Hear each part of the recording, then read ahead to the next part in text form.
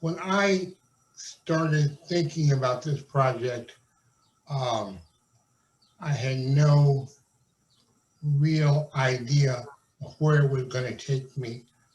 I was sort of irritated with a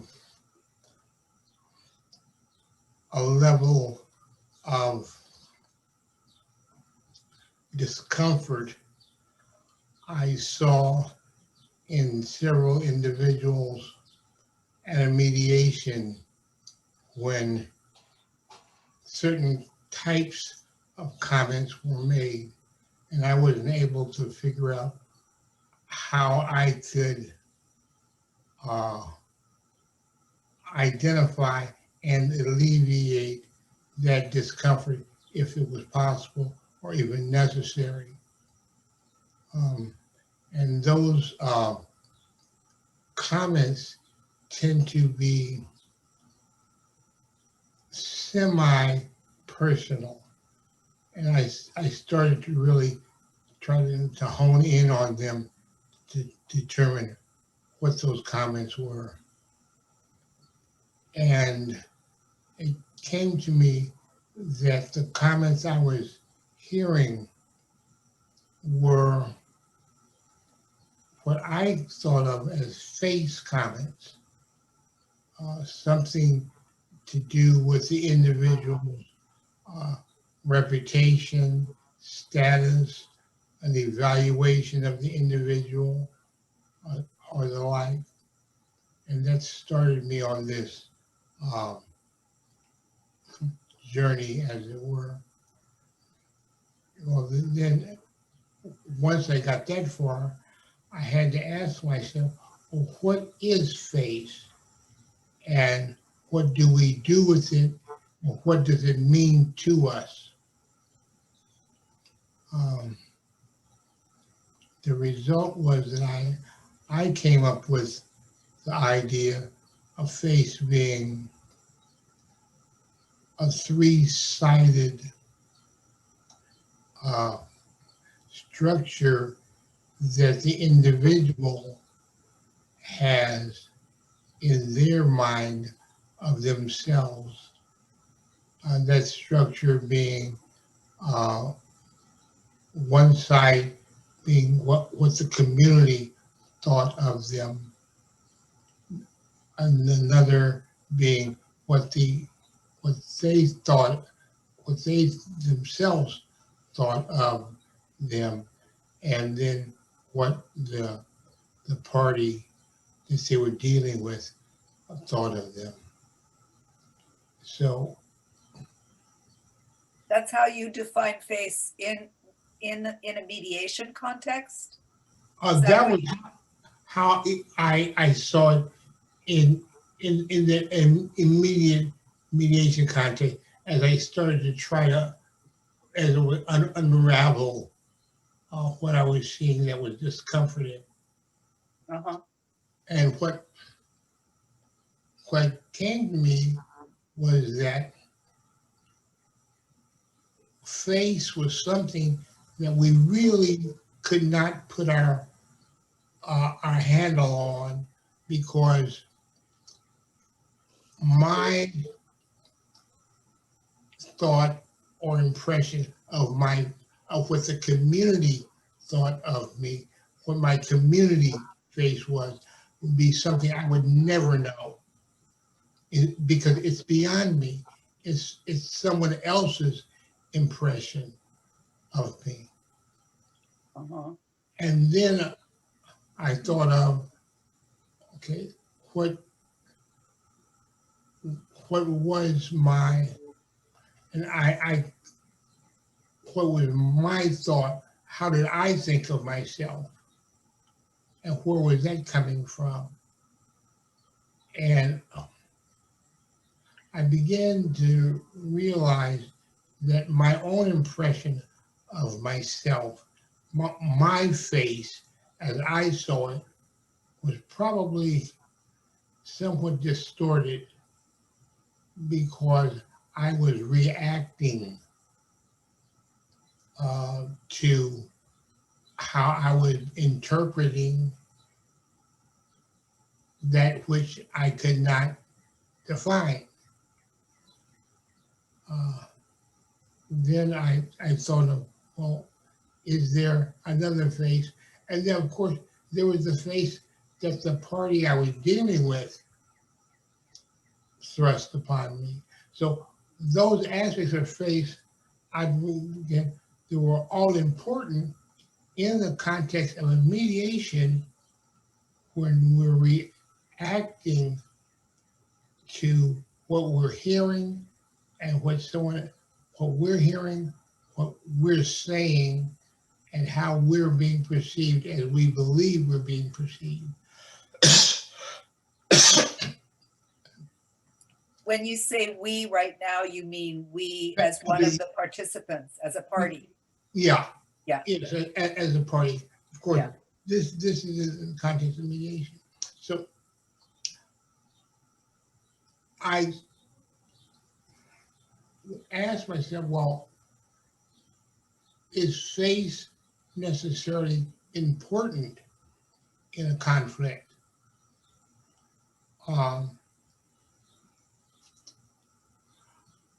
I believe, and this kind of goes to our philosophical orientation. If conflict is a crisis in personal interaction, face necessarily is involved. If once you say personal, I think you clearly open a space for face to enter in and play a part. Well, if face is playing a part, we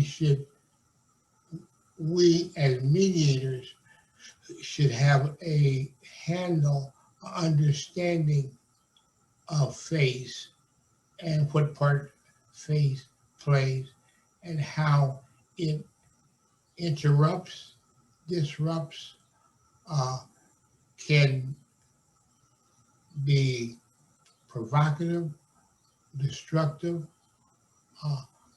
of the interaction inside of mediation.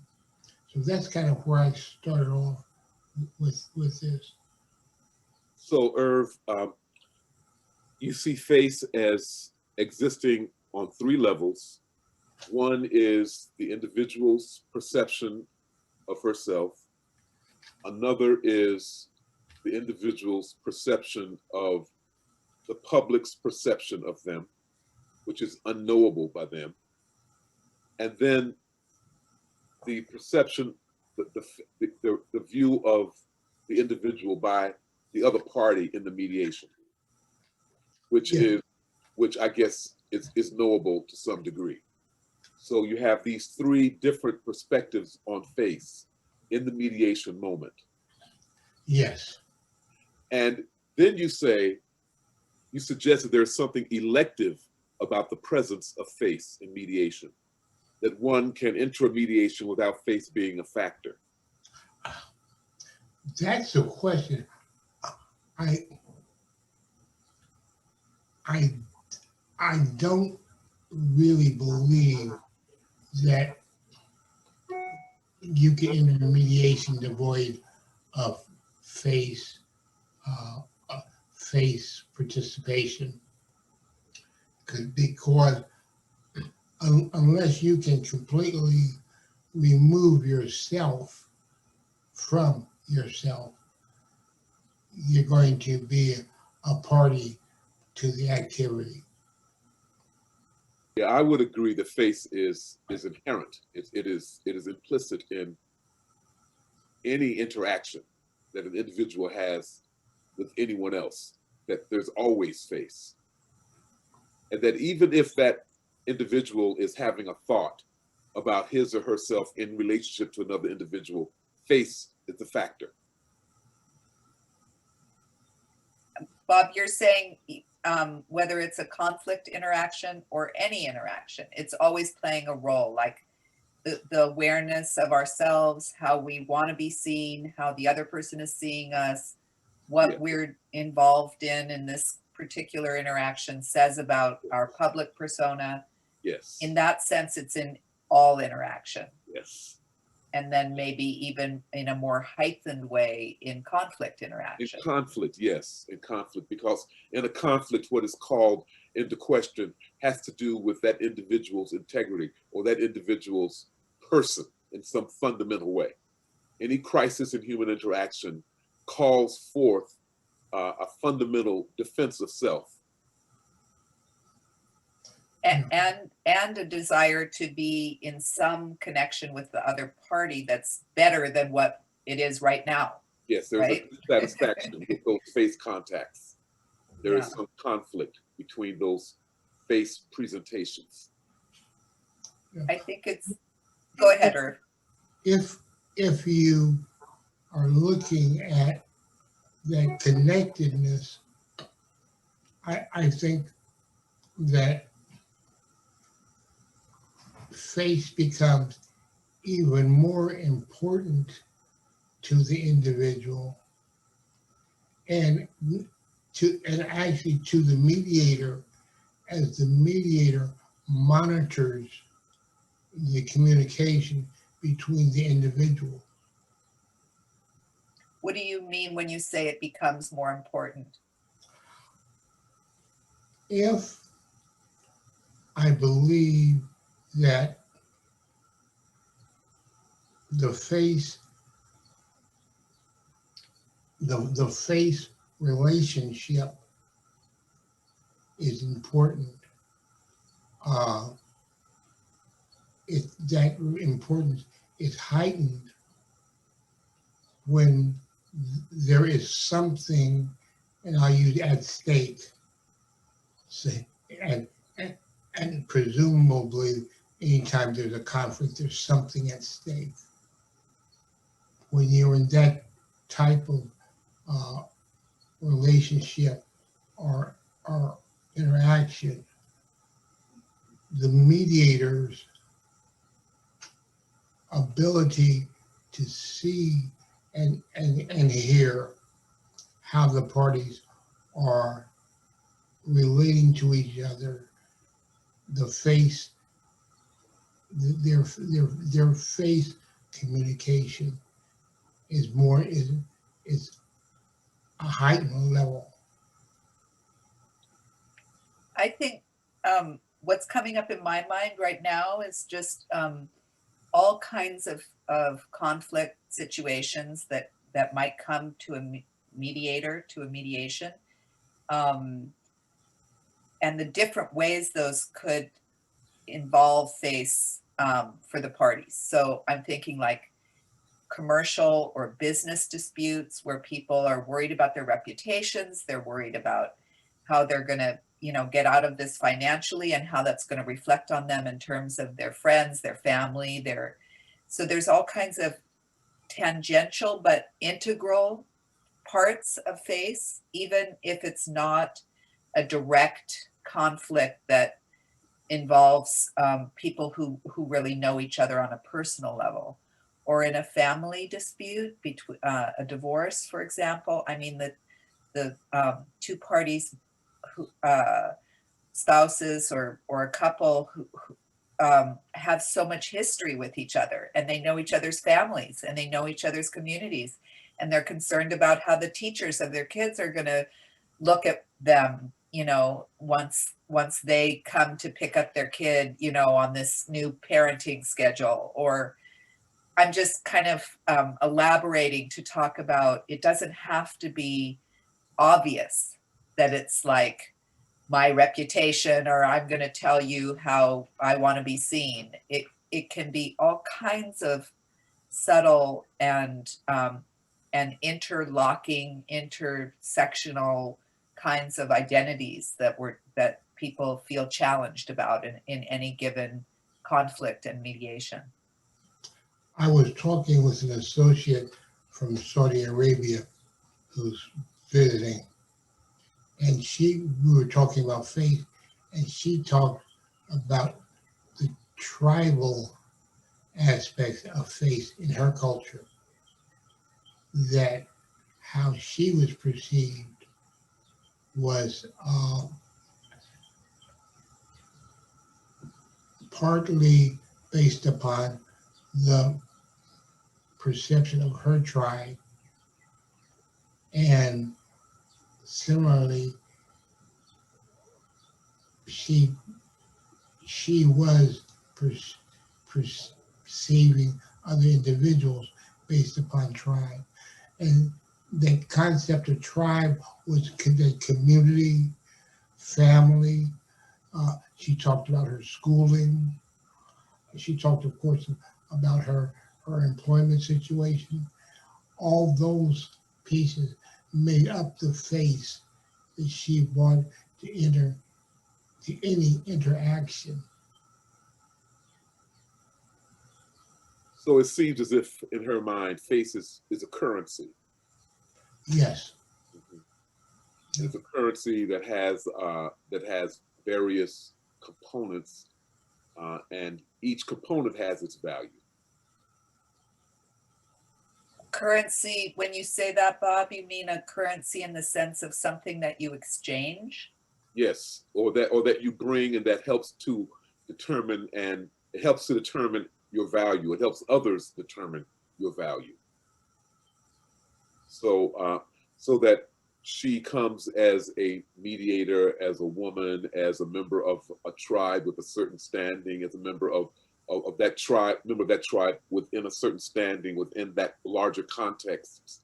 Each of those has something to do with face. Each of those is relevant for her. Each of those helps to determine the currency that is the value that she brings into a given circumstance. What I like about kind of the aspects of what we're talking about is how in a certain way undefinable face is, because it's made up of so many integral and yet not always tangible even to a person themselves. What is the value of this particular moment where I'm asking to be seen in this way, or I'm saying this is how I see myself. So the other thing that I just want to mention is I do, when I first started talking to you and listening to you about your insights and how you've been developing theories about FACE in terms of its importance in mediation, I remember very clearly, like, sort of a dissonance in my ears, because I was so used to hearing FACE talked about as either face saving or losing face. I'd never heard someone just talk about FACE by itself as a concept or as a phenomenon without having those verbs attached. And so as we've been discussing this over years now, I do feel like I've become aware that that just talking about it in and of itself is really useful, because then you start understanding how ever present it is for ourselves, for parties in conflict. It's ever present. And also the ways in which anthropology and sociology have looked at face and face saving and loss of face are pertinent to the field of conflict interaction and conflict intervention. So anyway, lots of thoughts there. Yeah, I also think it's very, very critical when one is going into a culturally dissimilar encounter as a mediator. So first, face is universal. It is common to the human experience. But face is also particular in that its relative values are determined culturally, situationally. Context has a great deal to do with how one's face, it has a great deal to do with the significance of face when one is in conflict, especially. How is face valued? What else is there that is valuable in this encounter? because in some circumstances, it's all about FACE. It's because FACE is synonymous. FACE equates to respect, which equates to essential humanity. If you don't have any respect for me, then you diss me. You dishonor me. You disrespect me if you don't recognize my face and its fullness. And that becomes an aspect of a conflict I may have with you, whether it is the central aspect, but it is an aspect that must be confronted. And for a mediator to go into a circumstance and not be aware of the face dynamics is to be unprepared to really respond appropriately to the comments that he or she hears in that interaction. What are you smiling about, Irv? It just struck me that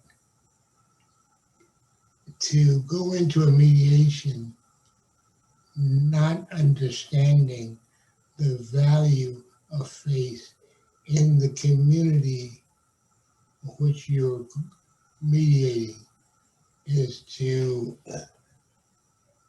ask to be ineffective. To ask to be ineffective? Yes. If faith, I have to understand the face of faith in this community. How predominant is it? What are the contours of it? How does it show up? To go into a community where faith is of high value, very important. To go into a community where faith is of low value, of no importance. You need to understand what the scales are as well. I think that that's very true, and I think that it's so interesting. But let's say that you are a white mediator, and you are going into a situation where you are where the parties are Black, and you're in an urban area. For you to face is present not only between the parties, but also between each of the parties and you. Face is a powerful dynamic, and it has nothing to do with any agreement that you or either the parties may have made. It's not about that. It's about the existence of face as a dynamic in human interaction, especially in cross-cultural, cross-racial, cross-class interactions.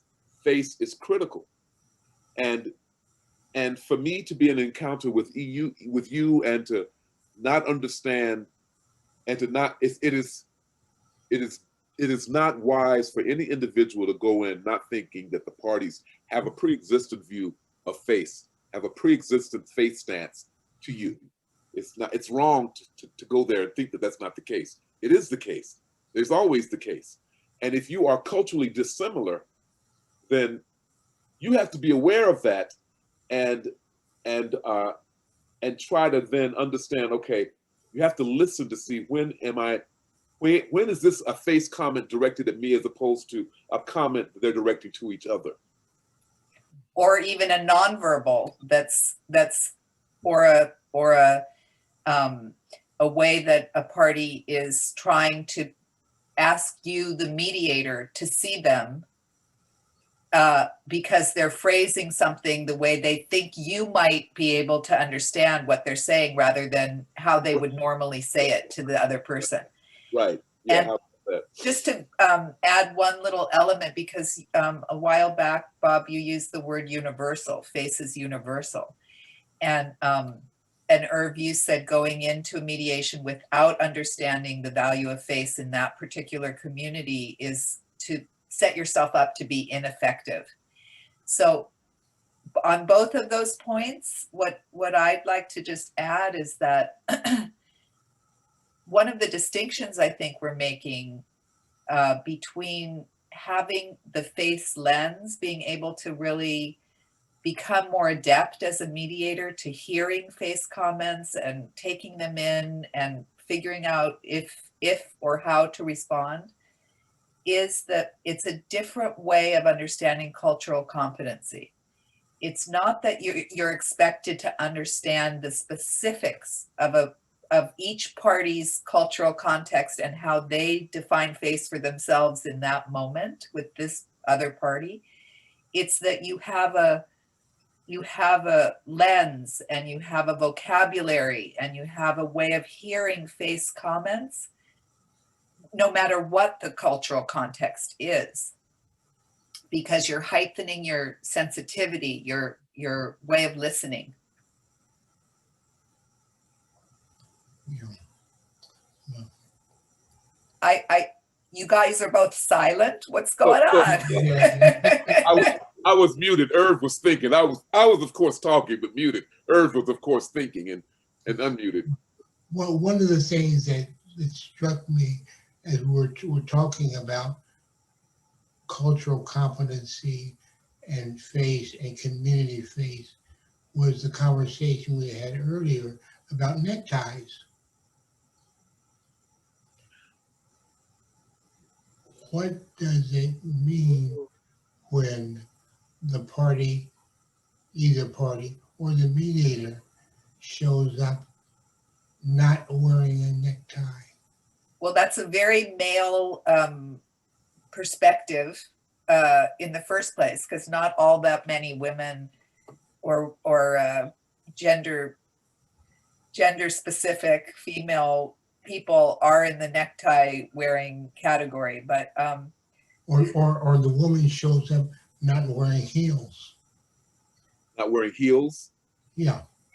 Well, so there has to be something. I mean, we get your point. I think your illusions are maybe naive, but I think that or dated. Dated. And that's another interesting point. What is the date? And what date are we working on? Whose time frame is controlling? You know, my 20-year-old grandson, he has his own clock, or as opposed to his father, my son. So the mediator must be continually calling themselves to be aware of the cultural context that they're working in and the FACE implications of the context. Yeah. So yeah, you're kind of describing codes of dress, codes of understanding what is timeliness. Is it important to be punctual? Is punctuality even a term that's applicable in this context?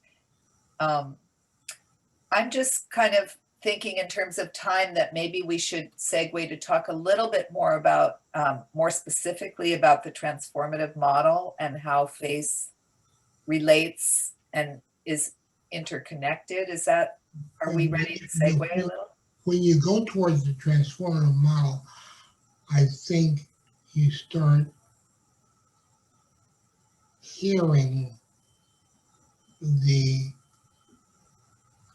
and I want to use to reach out, hearing the parties reaching out to connect with each other, or how their FACE is causing a disconnect.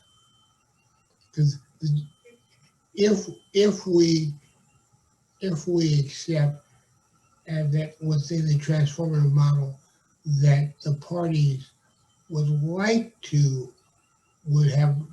choose to be connected to one another, it then becomes important for the mediator to present the parties with opportunities in which they can recognize the connectedness.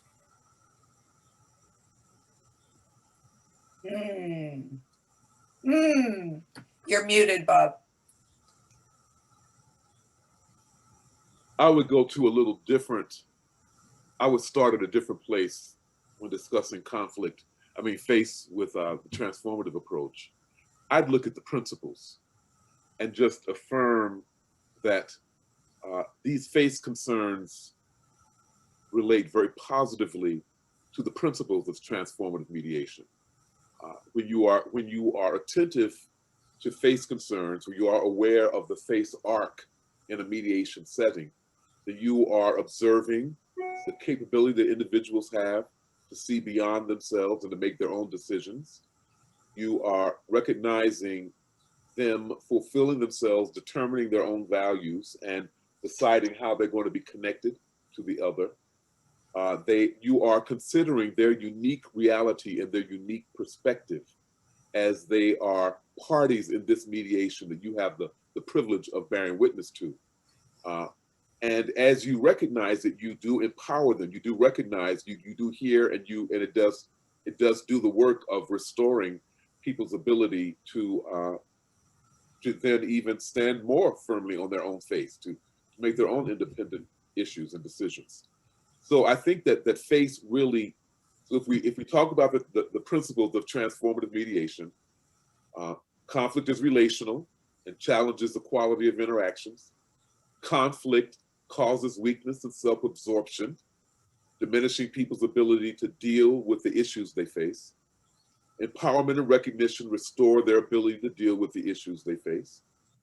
People have a unique reality based on their life experiences, a need for self-fulfillment and connection with others. They are capable of making decisions for themselves and looking beyond themselves. All of those things are enhanced by FACE work. Sometimes when we've been talking in the past, you've used the term sovereignty. Could you add that into what you just said? Because I always like when you. Yeah, so sovereignty, so each of us is a sovereign entity in our own right. You are the queen of Carol, Irvin is the king of Irv, I'm the king of Bob. Our individual sovereignty is inviolate. You know, we all, basically, we are sovereign entities in and of ourselves. I hear the term agency a great deal in transformative circles. Agency is what, agency is the same as sovereignty.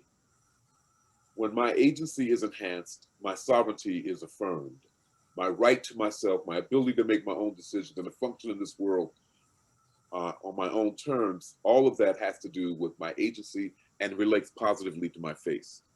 It has to do with FACE. How? Say more about how it has to do with FACE. Well, my sovereignty, which has to do with who I am, my own entity, it encapsulates all that has to do with this is my self-perception. This is my perception of myself in the world. This is how I hope to be perceived in the world. It makes, if I'm concerned about my sovereignty, it matters less how the world perceives me because I don't have time to do that. I'm busy attending to my sovereignty. And so I can observe the reaction that I have on others, but I'm not so concerned about their pre-existing view of who I am. I'm just more concerned about being my true sovereign self in a given situation. I think one of the ways I think about what you're describing is that I remember from very early on in the development of the training for the transformative approach that there was a lot of focus on how parties in conflict feel unhappy with themselves in terms of their inability to make decisions, in terms of their inability to be their best selves, to get out of that stuck place where they're demonizing the other person. All of those things feel really bad as a person in conflict. And so to me, those things relate to sovereignty. They relate to why the transformative model is so effective in supporting parties to shift into a better place about themselves. And it relates directly to FACE because it's how I want to see myself and how I want the other person to see me. Yes. So yeah. So I think that one of the reasons that I love the transformative approach is because this idea of sovereignty really relates to my cosmological view of the individual. That being made in the image of the divine means that we have been given the right to rule ourselves. So, and often what happens when one is in a conflict is that that ability to self-rule is diminished, either because of my encounter, my unhelpful encounter with another and other, and therefore it affects my ability to exist as a sovereign entity, accomplishing the things I wish to do in the terms that I wish to accomplish them, and at the schedule that I wish to accomplish. This conflict has limited my sovereignty, has diminished it. So it's another way of talking about empowerment. It is. Yeah. It is. When I yes, when a transformative mediation succeeds, the parties have experienced a strengthening of their agency or their sovereignty, and they have left feeling enlarged and empowered, as opposed to weak and self-absorbed. To be weak and self-absorbed is to have one's sovereignty diminished and shrunk. I think about the difference between a plum and a prune. A plum and a prune. So the plum is full of sovereignty and good faith. The prune has had its sovereignty diminished, squeezed out, so that it is only a shadow of what it used to be. I just love these food images. I got carried away with that. But well, I'm noticing Irv sort of deep in thought, I think. Did you have something to add about this piece of what we're talking about? Well, I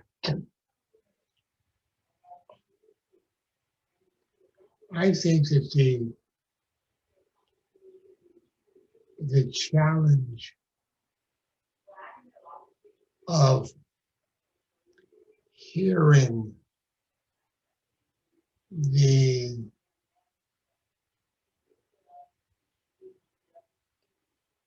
FACE comment and determining what to do with it is the major challenge in the context of the transformative approach and the FACE. Can we hear it? Can we recognize it? Because the FACE comment is the value, quality, and implication of the FACE comment varies from culture to culture, community to community. So the mediator is challenged to really listen and pay attention to the comment and determine how or if it is to be used within the mediating activity. Right. I mean, I actually think of acquiring and working toward having a very fine-tuned FACE lens or way of listening as not separate from listening for weakness and self-absorption. It's the same. It's the same listening, and yet there's a different lens that allows you to hear. So one of the things we work on as transformative mediators is to really hear and listen for those opportunities where someone is stuck, either in weakness or self-absorption, and how can we support them. So when you do the overlay of the face lens on top of the listening for weakness and self-absorption, you're adding a dimension in a certain way to the way of identifying opportunities. So it's not that so for example, I think often about the way you can hear a party request recognition from the other party. They literally will say something about how they see themselves in a way that invites the other party to affirm that. Like, I'm a good parent, and then they're asking the other party to say, yes, you are a good mom, or you are a good dad, or whatever. So there's a request for recognition, which the other party might refuse, might go part way to, like, yes, you're a good father, but, or whatever. So those are, a request for recognition is also a request to be seen in a certain way. And so it's a face request or a face affirmation. So I think when you put that overlay of face, then when it's in a different, when there are cultural elements, when there are dissimilarities between the mediator and the parties in terms of race, in terms of lived experience, cultural experience, then you're able to hear, in this example, a recognition request in a different, more layered, more nuanced way, because you've got that face lens added in. Does that make sense? Yeah.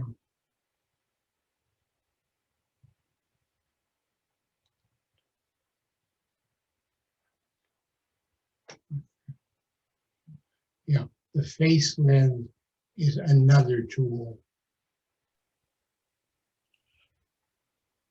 Yes, so I think that if we are, I think about the face lens as being, if you know the face cues, then especially when you are in an culturally dissimilar relationship to the parties, having an understanding of face dynamics bridges that. It makes it less relevant and less damaging. If you are aware of the face movements through the mediation, then you can bridge cultural gaps. I mean, and this is a real concern given the demographics of our field and the party versus those who are in need of our services. To understand face affirmations, face attacks, all of these various aspects of face helps you to be present in a way that you might have felt limited had you been focusing, as a mediator, been focusing on the cultural dissimilarities. You can go as a mediator, you can go into a situation and feel hampered, or you have to play catch up because you're trying to prove to yourself that you can still do this, even though you're culturally dissimilar. And so by that time, 15 minutes of the mediation is gone. You only have 90 minutes. You realize you've done that for another 5, and now you only have, however many minutes you have left. But if you start in thinking, I have understanding of face and I can recognize this, then you don't have to spend much more than 5 minutes reminding yourself of that. In spite of the cultural dissimilarities, you do have a tool by which you can really effectively serve. And you're pointing out something super important that we haven't really touched on yet, which is the degree to which face is playing out for the mediator. You're talking about now how the mediator wants to be competent, wants to be seen as competent, wants to be able to follow the parties in their own culturally specific context. Right. So being aware of that, the self-awareness piece is also really significant. There are 3 parties who have a face concern. Yes, yes, at least. It's just a tool of analysis to give one an ability to handle those who you're serving. But it is an important way to gain some insight into your own biases and your own needs as the mediator. And I don't think we can stress the importance of self-awareness too much, especially when one is speaking about serving in a culturally dissimilar context. Yes, and just to kind of add it in, or highlight something for folks who are seeing this and potentially getting training in FACE. I think it's important to say that it's very much true in terms of demographics and the communities we might be serving in the US. It's also very true for international other countries and folks working in all kinds of communities within a non-US based framework. So I just wanted to add that in as well. Irv, were you trying to get in there? No, but I was just saying is when you start looking at the non-US context, I think there is a mindset that you have to go in almost looking for danger spots.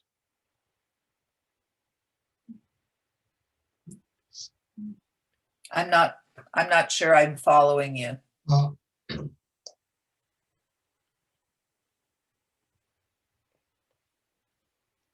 I almost assume that the balance, that I have to work harder to see the balance points in the non-US context. Because I have to recognize how much I don't know and constantly be aware of how I can make up for that, as it were. Well, I'm not sure that's so different than, for example, a white US person mediator going into a community of color or a mediation with two parties. Yeah, so. I think you're very much right. Yeah. The only,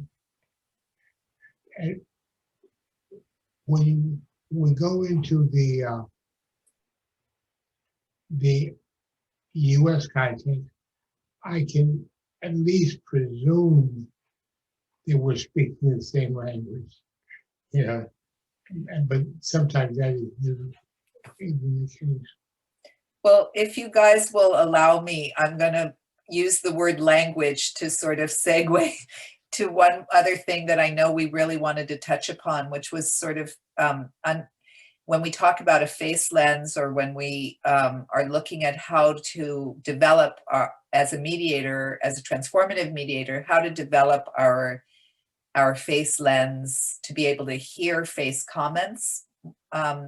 We've started to tease out and identify different kinds of FACE comments. Could we talk a little bit about what those are, like FACE protecting, FACE diminishing, FACE threatening? Do we, I think it would be helpful to talk about that. Bob, you're muted. So now you're trying to tell me I don't know what I'm talking about? FACE threatening. But the labeling of FACE comments is interesting, because you start with FACE diminishing, FACE asserting, but as you get into the conversation, depending on where the parties go, we can go with FACE supporting, or FACE maintaining, or FACE restoring.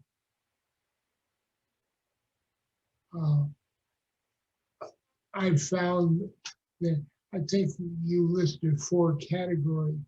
I think that you could say that there are only 4 categories, but if you're looking at maintaining, supporting, diminishing,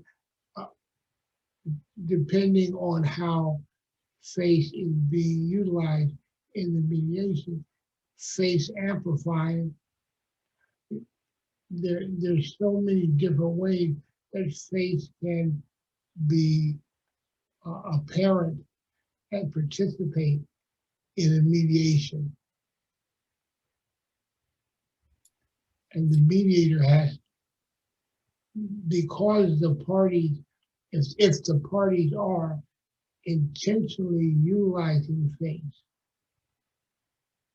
the mediator is then called upon to keep up with them, as it were, on how they, the party, are utilizing face.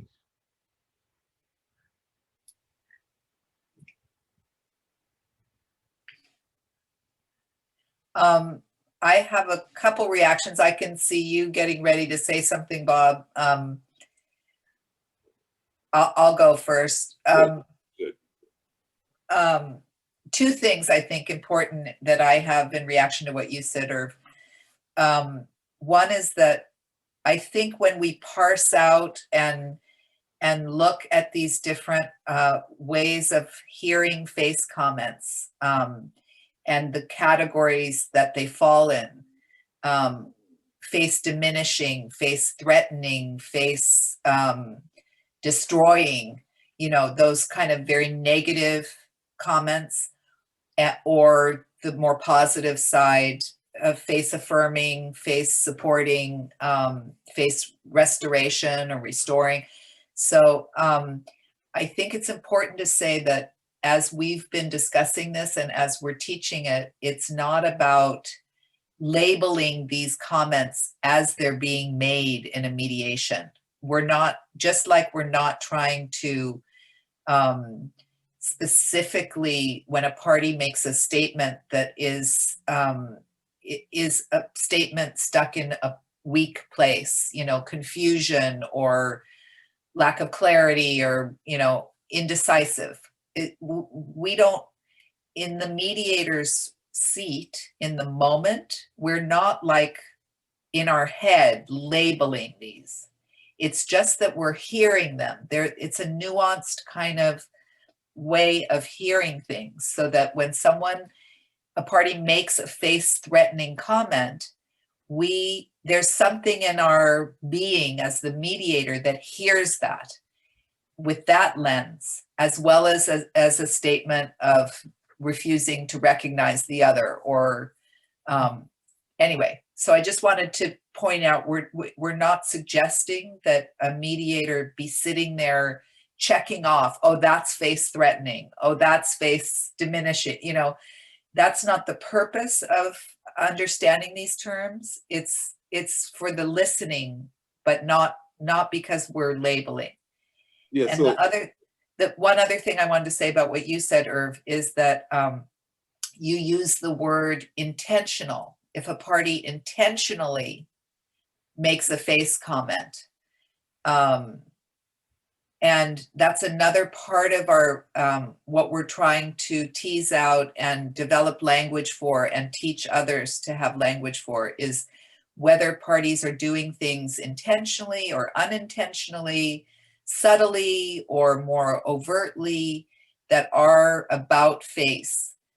Not about face like turnaround, but are, yeah, about our face. concerning face. Concerning face, thank you.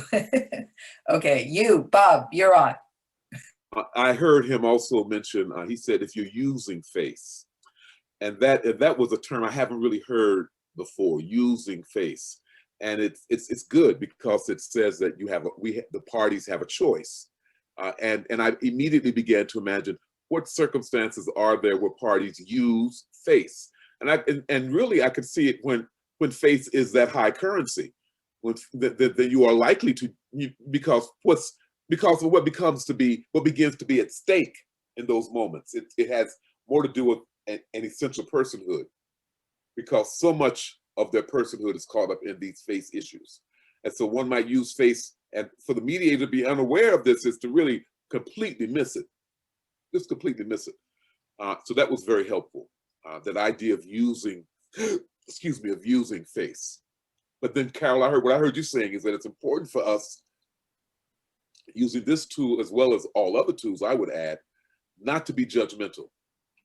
We're not making judgment about people. We're simply observing these aspects of their interaction towards the end of trying to resolve the conflict, this crisis that these two people are involved in. It's not about judging. Judging is irrelevant. It's just about understanding and seeing and being able to help lead someone out of the dark forest that is their conflict into something that has a little more light and where they can see the trees at least and avoid them. I hear the pastor in you. I am talking about not judging, but I'm also talking about actual application of the skills and of this FACE lens, that it is not something that is coming, that we're doing when we're in the mediation. We're not doing face recognition as a lens. We're applying it, but we're not maneuvering with it or trying to intellectualize or analyze or that kind of. So really what you're saying is that this is simply another tool that's to be used like other tools. Is that what you're saying? I'm trying to, you're bringing a caution here that I'm inclined to think is not a necessary caution. But because you're bringing it up, it makes me think this is a necessary caution. So I think I'm missing something. I'm missing a level of subtlety here that I'm going to try and say it a little bit different way. The reason I'm shaking my head, it's not a tool. I don't like the word tool because I think that implies that you take it out of your toolbox and you use that hammer or you use that screw. I think of it more as a way of listening. And the reason I think it is you hear the cautionary tone in my voice is that I think, and this is something the three of us have discussed, like to what degree is the mediator analyzing in their head, in the moment of the mediation, stuck in their own head going, is this a face threatening comment or is this a face diminishing comment? And what's the difference? That would not be helpful. In the transformative model, we're not doing any way of listening that's in our head. We're following the parties and we're not analyzing the parties and we're not deciding based on some analysis how we're going to intervene or whether we're going to intervene. It's a lens. That's why I like the word lens. It's a way of listening. It's a way of being present rather than a tool or an analysis. Got it. So. Got it.